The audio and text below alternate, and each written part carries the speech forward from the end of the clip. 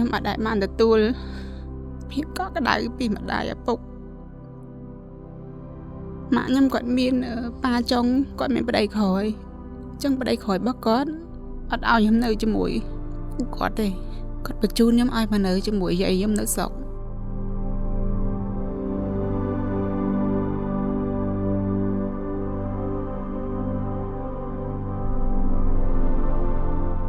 បានមួយឆ្នាំក្រោយមកយាយខ្ញុំក៏គាត់ស្លាប់ទៅខ្ញុំក៏អត់មានអីទីពឹងរឹងមាំហើយខ្ញុំក៏ចេះធ្វើការខ្លះរលុយចូលផ្ទះខ្លះពេលហ្នឹងខ្ញុំនៅជាមួយអ៊ីជាមួយមីងខ្ញុំនៅស្រុកយូររហូតដល់ខ្ញុំអាយុ7-8ឆ្នាំគាត់ក៏មកយកខ្ញុំទៅនៅភ្នំពេញជាមួយគាត់ប៉ាចុងខ្ញុំ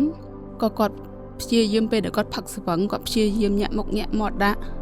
គាត់ចង់ប៉ះពាល់គាត់លោភខ្ញុំភ័យបំផុតនៅពេលដែលប៉ាចុងខ្ញុំផឹកស្វឹងពេលដែលគាត់ផឹកស្វឹងគាត់ពិការជើងទាំងពីរឯងប៉ុន្តែគាត់វាលឿនហើយគាត់តែងតែមកអឺតនៅក្នុងមុខខ្ញុំហើយបើខ្ញុំរត់អត់តាន់ទេគឺគាត់ចាប់បានអញ្ចឹងខ្ញុំព្យាយាមពេលដែលដឹងថាគាត់ស្វឹងគឺខ្ញុំរត់ហក់ពីលើផ្ទះមុនហើយបន្ទាប់មកខ្ញុំក៏ចូលធ្វើការហាងនៅជិតផ្ទះហាងថៃពេលដែលខ្ញុំធ្វើការនៅហាងហើយខ្ញុំបានជួប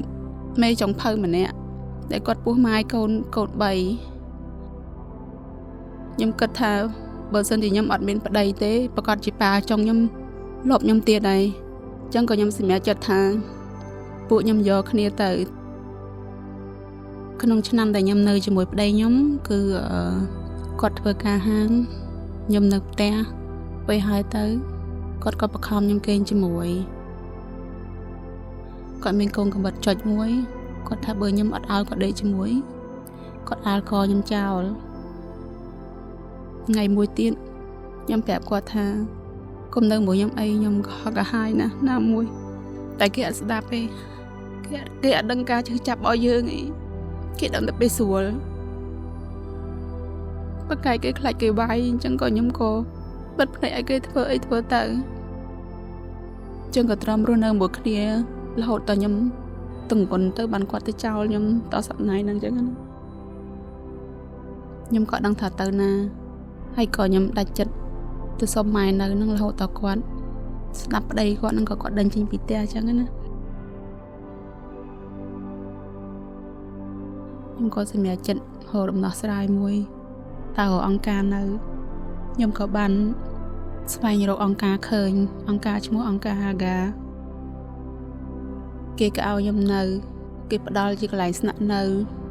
គេផ្ដល់ជាអាហារឲ្យយើងហូបចុកគ្រប់គ្រាន់គេផ្ដល់សម្ភារៈពាក់ឲ្យយើងស្លៀកពាក់ទៀតហើយគេផ្ដល់គឺជាជំនាញអ្វីដែលយើងចង់រៀនពីមុនហើយនឹងឥឡូវខ្ញុំគិតថាខុសគ្នាឆ្ងាយពីមុនខ្ញុំអត់ចេះអក្សរខ្ញុំរៀនបានត្រឹមថ្នាក់ទី3ទេតែខ្ញុំទទួលស្គាល់ថាខ្ញុំរៀនខ្សោយ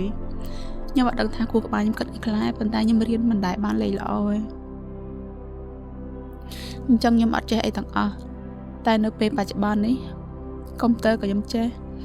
អង់គ្លេសក៏ខ្ញុំចេះខ្មែរក៏ខ្ញុំចេះហើយខ្ញុំអាចចុះបង្រៀនគេបានខ្លះដែរជាចុងក្រោយខ្ញុំសូមប្រែផ្ដាំទៅបងប្អូនណាដែលគាត់ឬស្ត្រីដែលគាត់ធ្លាប់មានទុក្ខលំបាកដូចជានាងខ្ញុំសូមលើកទឹកចិត្តកុំបាក់ទឹកចិត្តព្យាយាមរកដំណោះស្រាយ